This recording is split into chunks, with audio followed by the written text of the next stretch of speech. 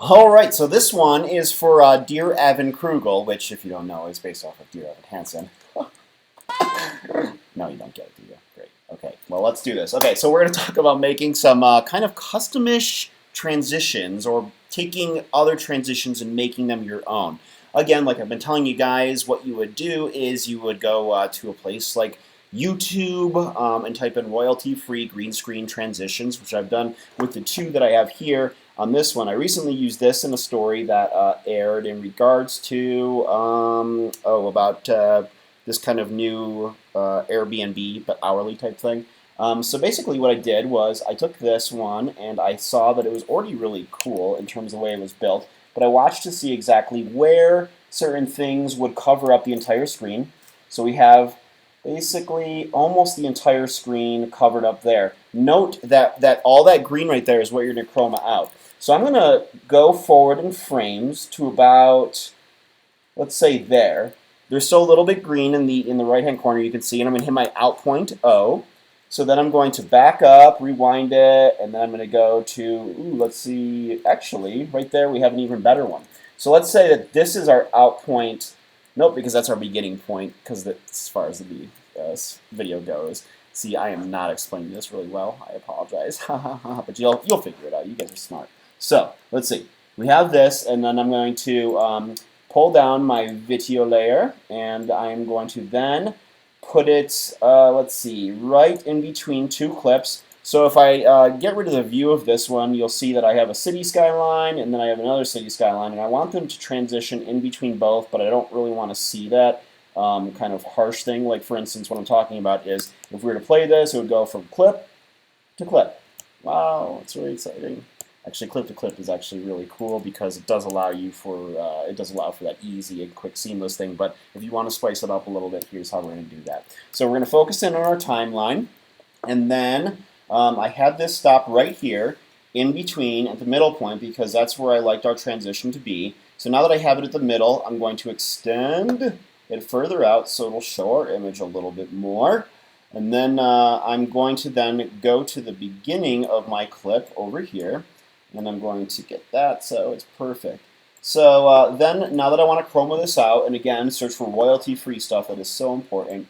And I'm going to pull my keyer effect, which is in your video effects, and you'll notice under all, I mean, you could just type in keyer if you had all selected, but if you select keying, keyer is right there, as it should be.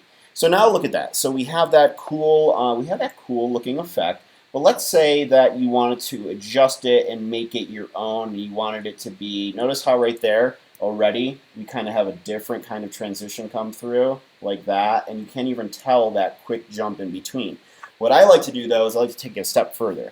And let's say I want this to not look as far back like that. So what I would do is I would go into my transitions, and I would go into, or not transitions, I'm sorry, my video effects rather. You guys know what I'm talking about. Up here, you select this baby, a little film strip thingy, and then you go down to transform. You select your transition that you have up there, and then, which is a video file. Stay with me here. I'm bad at explaining things. And I'm going to zoom in because I want it to look, let's say, I want it to look a little bit more. Like I want to see more in that aspect. So now, if we were to play it, you'll notice that it looks completely different than it did before. So we have that little smoke and glass come in, boom. And so what you can do in a situation like that is that's how you would do one way of creating kind of your own customized things. And the nice thing is too, let's say that you don't really like all these colors. I like them for my story, but I probably wouldn't like them for most stories. You can go up here again to your properties and you can select your colors. And as long as you have your clip selected, you can then go up to here and color, and you can adjust them to be kind of whatever you want. Let's say you want something that's like yellow. Let's say you're working on a sunny day piece. So then you can make them all yellow, and then you can fool around. I mean, keep in mind there are so many different options here for you to fool around with. If you adjust certain things or can change colors. If you're familiar with editing, then you know how that goes. So that's one way. The more complex way that I found a really neat, one of my favorite transitions to use, and I found it by mistake. And it's just because I got a little bit creative with some of the stuff that I was working with. And I encourage you guys to do the same thing because you're going to find so many cool things that are just your own creations in a sense. It's kind of like that old thing of like, I like somebody's storytelling techniques, but take them and make them your own. And this is a good way of doing that in an editing context. So I'm going to, I don't want any audio with this because it just has some weird music in the background. But I really liked this one for a medical story I was doing a while back. And but I couldn't get it to chroma just correctly. And so I'm like, okay, it's going from transition to transition like that. And so I just couldn't figure it out, and it was boggling my mind because I'm like, this is really cool, but it's just not working for me. So what I did was I ended up creating my own kind of transition out of it. I'm trying to remember because I'm going to do this from scratch with you guys, so you can see how I went about it. Because I even kind of forget a little bit here. So what I did was I wanted a transition that looked blurred, but also I wanted it to look completely different than this. So I selected an in point and an out point from a part of an animation that I really liked. And then I went down into my video, and then I pulled it down, and then I looked at where that transition happens. More so, I was looking at that blue ribbon right here. That's what I really like. So I brought this over to here, somewhere probably around there, I believe, or maybe even right there, because I think it makes some weird kind of like twist over. Yeah, it makes a weird twist over. And so I wanted that to occur in between my two images. So I tried to find where I want it to happen. And then what I did was I then chromed it out with the keyer tool, like so. And notice how it keyed out the blue instead of the green. Why that happens, I have no clue. But sometimes what you need to do is you just need to back up your clip to where it doesn't show any blue really. And then you drop in the keyer. And then, yeah, see, notice how it kind of just it gave you the green or blue option right there. You could also do that in the sample color tool area if you were to select the individual color. So now what I'm going to do is I decided I was going to zoom in as far as I could because I didn't want this white part here. I didn't quite understand it. So I went into scale and I made it larger like so. Remember, a transition, if you're making your own like something like this and there's a certain part, you want to make sure that this whole image, that this part here is big enough to cover the entire screen. So I made sure and I went and continued zooming it in until it was large enough. And what you'll notice is you can kind of move around your field of view with the transformation tool until you kind of get to an area that you like. And so the reason why a transition should fill up the whole screen is because there is that flash in between these two images that'll cover them both up and allow for a flawless type of transition. So now, if I were to hit play, boom, it went really fast like that, but notice how it kind of looked awkward and I didn't like it. I was like, oh, there's got to be something different to this. So what I did was I then took it a step further and I went into my blur tools and I selected Gaussian and then I dropped that in. And blur tools are nice because that was really rough around the edges, as I'm sure you guys saw, because it was really harsh. And what I needed to do once I had my blur tool in effect was I then went up to the blur amount here in the video options, and then I selected Gaussian, and then I made it where it was a little bit less of an amount, so it covered up the screen still, or at least part of it. And that way, when I went back over it, it was a little bit nicer, and it's hard to kind of get a grasp of how that is on the screen because it's going so fast in this software that I use to do these videos. Kind of makes it look like a little rendered effect. But what I did then was I still didn't like how fast it went. So I went down to my slow tool. I selected the file that I'm working with right there. And I went to custom.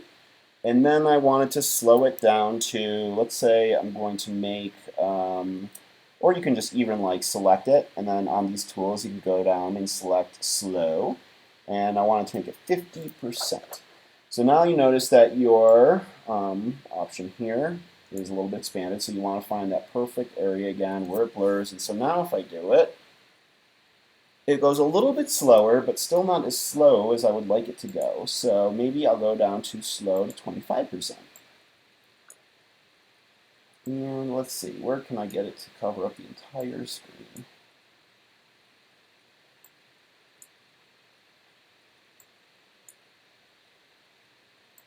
these are the hard parts. It's what kind of like where you're trying to figure out exactly where it hits at a good amount.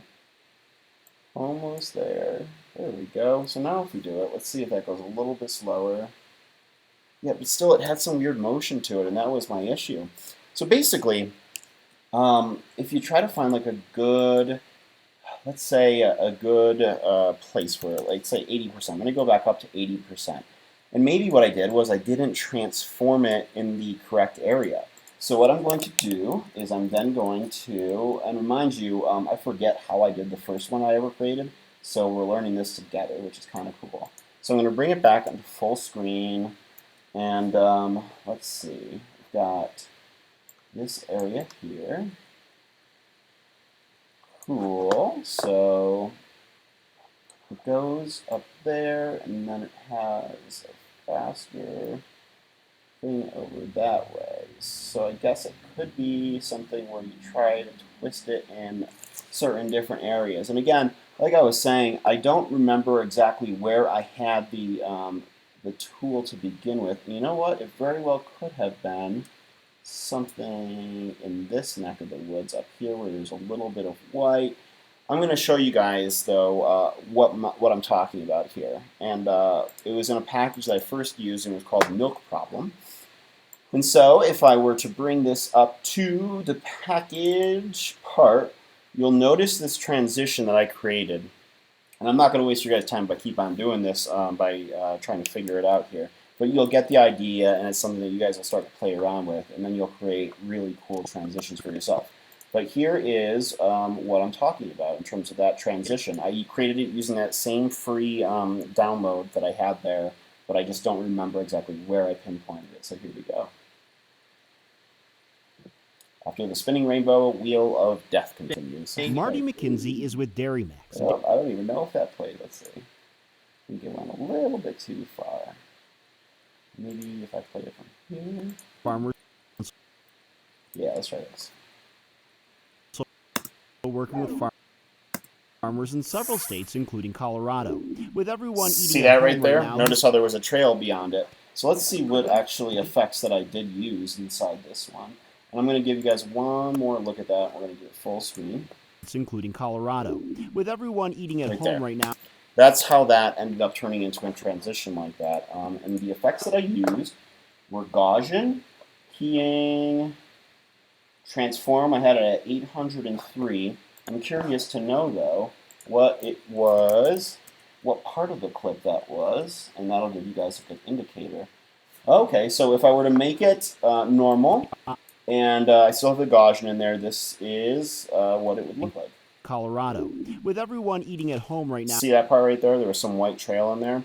So basically, what I would do is I would, if I were you guys, I would continue to play around with certain transitions like this, and what you'll do is you'll end up finding one that really works for you and something that you're really proud of and something that you'll continue to use. Because if a transition that you've downloaded for free, a royalty-free one, isn't exactly what you wanted it to be, use your editing skills and your knowledge and get creative with it and make it something that you really want it to be. I hope this helps, and sorry I'm not the best explainer, but it's Sunday.